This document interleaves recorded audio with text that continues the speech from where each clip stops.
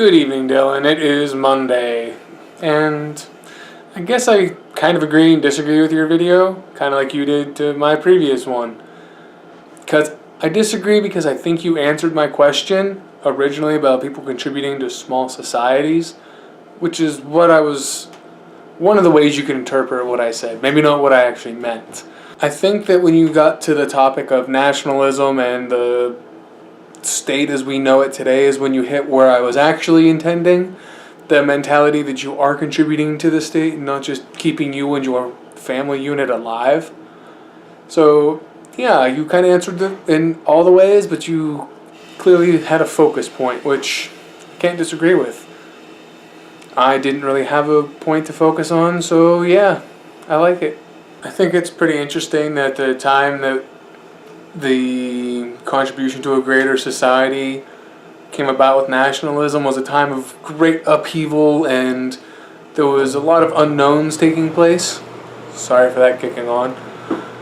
So it caused a lot of probable panic, and understandably so. You know, everything that you know and understand is changing. It feels like that's what's happening today on a different scale. Granted, you could always argue that there's always some great massive upheaval that's going to destroy society at any given point. And with the rate that our society grows and changes and technology grows and changes, it's easy to be overwhelmed by this new flood of different.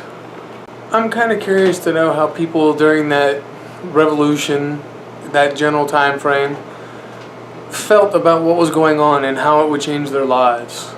We don't have much about what the common person thought past like 200 years ago, thanks to the kind of literature that survived and the kind of people that wrote and read and produced the things that survived till today, which is kind of unfortunate because you don't know what the normal person thought, unlike today where there's Twitter and Facebook and who knows how many other hundreds of communication and forum websites and whatnot out there that record the everyday ordinary thoughts of a normal person, and how much of them will survive in the future for future historians.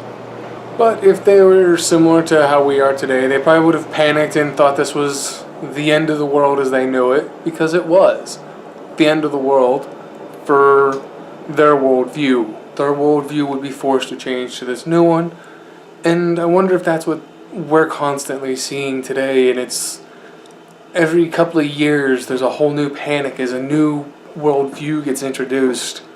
It has to compete with all the current existing ones. Some of them are better, some of them are worse.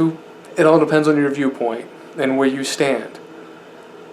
And it just feels like there's a constant battle that shouldn't exist, but it's being overinflated and overhyped to meet these paranoia levels that shouldn't even really be there.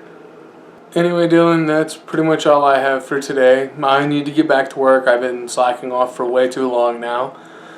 I will see you on Wednesday. Have a good one. Bye.